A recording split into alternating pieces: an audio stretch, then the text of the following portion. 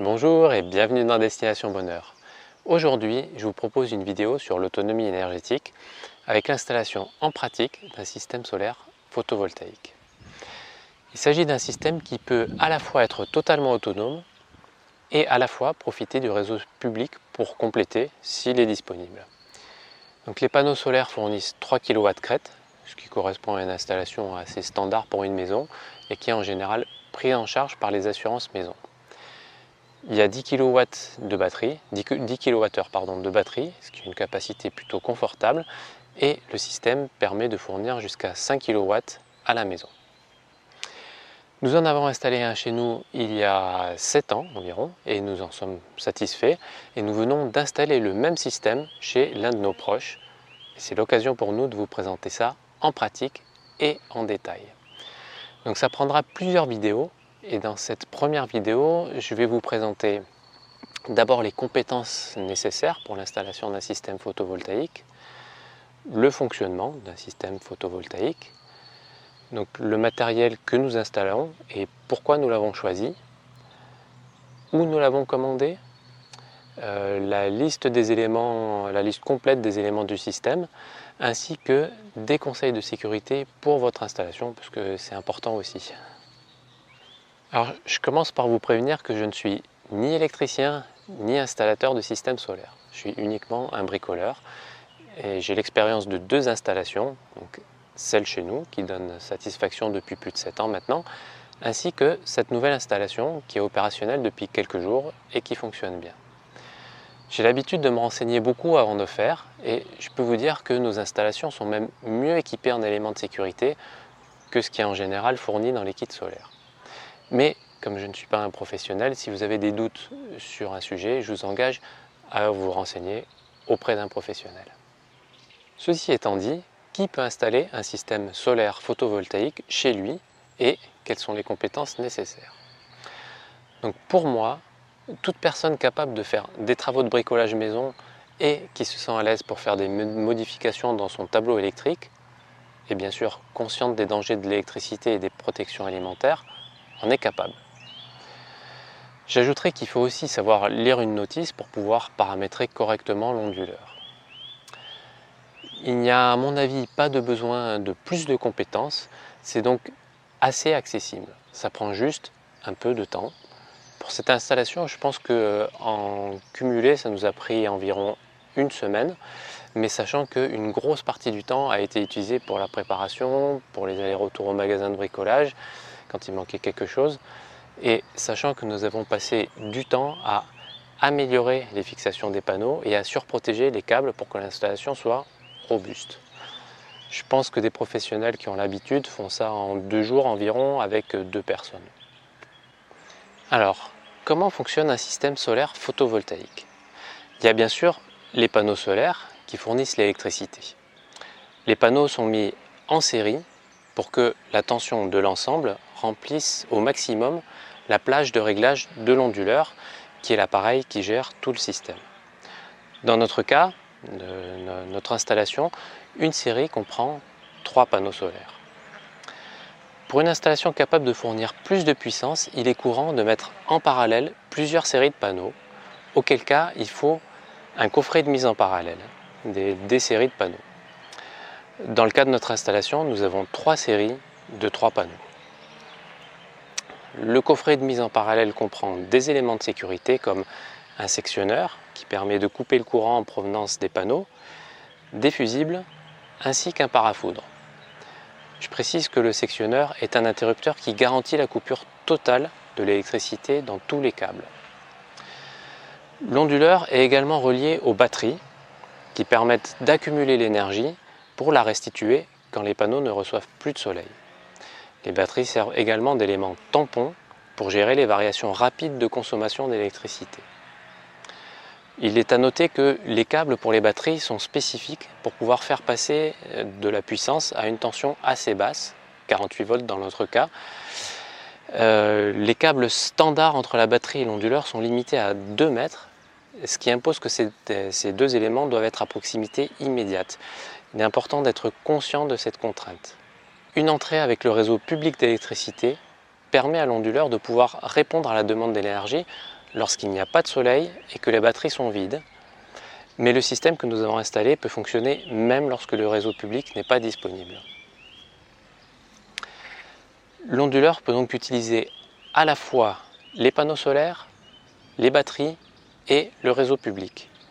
Et il a bien sûr une sortie pour alimenter la maison. Il faut ensuite faire la mise à la masse des cadres des panneaux solaires, du parafoudre qui est dans le coffret de mise en parallèle, de l'onduleur et des batteries. L'installation qui est présentée là est opérationnelle, mais nous y avons ajouté quelques éléments de sécurité et de confort supplémentaires. D'abord, un fusible pour la batterie. C'est une grosse réserve d'énergie et il me paraît nécessaire de bien la protéger. Donc également un disjoncteur 32 A qui permet de couper l'arrivée du réseau public vers l'onduleur, ainsi qu'un second disjoncteur 32 A qui permet de couper la sortie de l'onduleur vers la maison. Nous avons aussi ajouté un sélecteur de source qui permet de choisir entre le réseau public et l'énergie fournie par l'onduleur pour alimenter la maison. Donc il faut savoir que l'onduleur assure déjà cette fonction.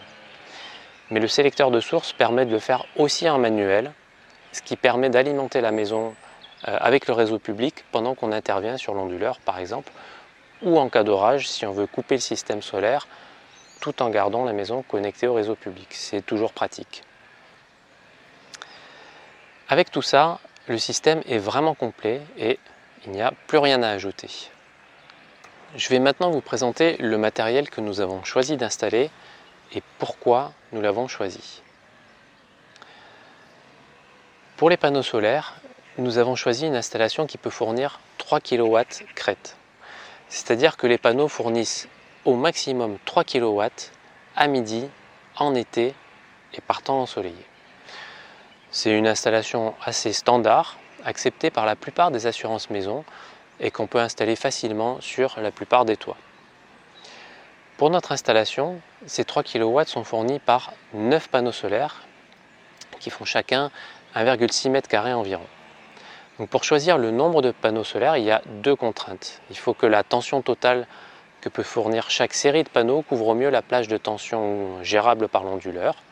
Donc avec les panneaux que nous avons choisis, il faut 3 panneaux pour couvrir cette plage de tension. Et donc il faut 3 panneaux dans une série. Et il faut ensuite un nombre entier de séries. Donc pour notre installation, nous avons donc 3 séries de 3 panneaux, soit 9 panneaux au total. La plupart du temps, les revendeurs proposent des kits avec des panneaux et un onduleur qui sont bien adaptés. Pour les batteries, nous avons choisi 10 kWh de batterie lithium. Le standard, c'est plutôt 5 kWh, mais là nous avons prévu large. Notre précédente installation était avec des batteries au plomb. Pour cette installation, nous avons choisi des batteries lithium pour plusieurs raisons. D'abord, c'est beaucoup plus compact, ce qui est très pratique quand on a peu de place. Ensuite, il est possible de les décharger assez fortement sans les abîmer, et ainsi il est apparemment possible d'utiliser 90% de la réserve d'énergie sans les endommager. Et enfin, le rapport capacité de la batterie sur son prix est intéressant par rapport à d'autres technologies, en tout cas en ce moment. Pour l'onduleur chargeur, nous avons choisi le WKS 5 kVA Evo. D'abord, en raison de la possibilité d'autoconsommation, y compris en cas de panne du réseau public. Il est aussi intéressant pour son faible prix par rapport à d'autres onduleurs du marché. Et c'est d'autant plus important que l'onduleur est l'élément le plus fragile du système, avec une durée de vie d'environ 7 ans. Il faut donc en racheter régulièrement, alors autant qu'il soit bon marché. Et enfin, sa capacité de fournir jusqu'à 5 kW à la maison me paraît intéressant. Ça couvre à mon sens un peu tous les besoins de la maison, hors chauffage et eau chaude. Voilà. Donc il faut savoir quand même que cet onduleur a une limite. Il s'agit de pure autoconsommation et il n'est pas possible de revendre le surplus via le réseau public. Mais il faut savoir que c'est justement parce que ce système ne renvoie rien sur le réseau public qu'il est utilisable même en cas de coupure du réseau public. En effet, les systèmes qui permettent de revendre de l'électricité se coupent en cas de panne du réseau public pour la sécurité des gens qui travaillent sur le réseau. Il y a cependant une exception. La marque Victron permet à la fois de revendre le surplus d'électricité et d'utiliser son électricité solaire en cas de coupure du réseau. Mais il est presque 4 fois plus cher et à mon avis, les gains de revente d'électricité ne compensent pas la différence de prix, d'autant plus que, je le rappelle, c'est un élément qui se change en gros tous les 7 ans. Pour ceux que ça aide, je précise que nous avons acheté le matériel chez whatyouneed.com. Donc je précise aussi que nous n'avons pas de conflit d'intérêt avec eux, nous ne gagnons rien que vous alliez chez eux ou ailleurs. Nous sommes juste contents de l'installation que nous avons faite chez nous il y a 7 ans et de celle que nous venons de faire. Si vous décidez de commander chez eux, sachez que Brian de la chaîne YouTube L'Archipel a un partenariat avec eux et qu'il a un code de réduction de 5%, ce qui est intéressant parce que ça représente tout de même un gros montant. Donc je précise que je n'ai pas non plus de conflit d'intérêt avec Brian, simplement nous avons bénéficié de son code de réduction, ce qui était plutôt agréable, et qu'en plus nous apprécions son travail. Si ça peut vous aider, voici la commande avec la liste de tout le matériel commandé. Ça vous donnera une idée de ce qui est nécessaire pour un système complet. Et je vous laisse d'ailleurs mettre la vidéo sur pause si vous voulez le voir en détail.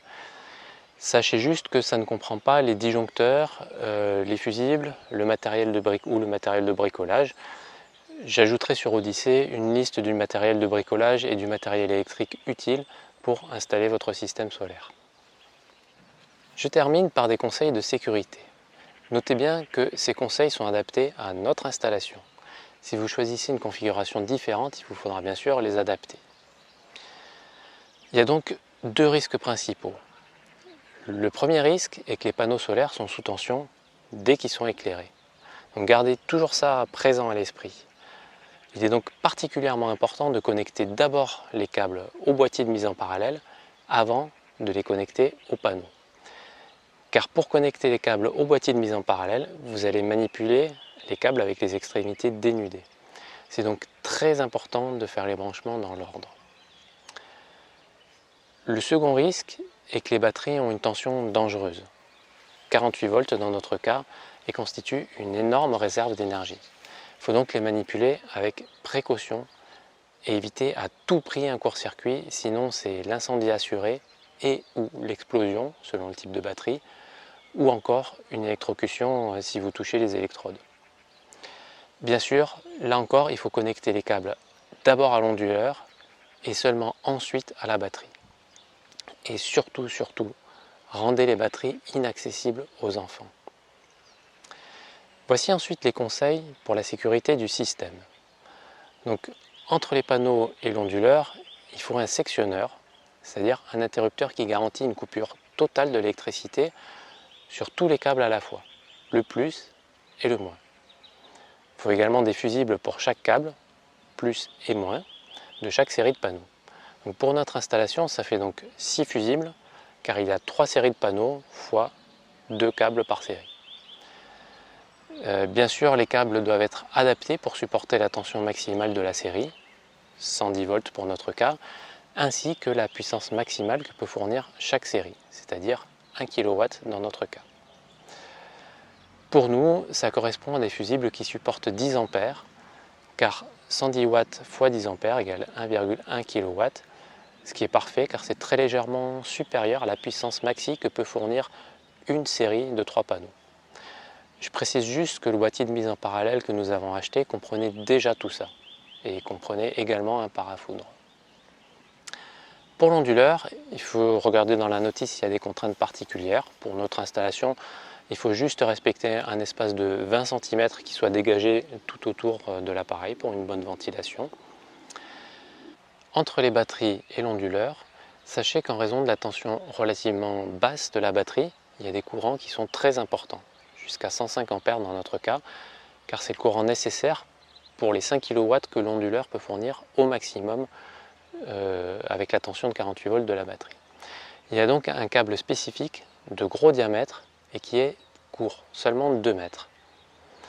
Il faut bien sûr au moins un fusible à monter sur le câble entre la batterie et l'onduleur, supportant donc au moins 48 volts et 105 A.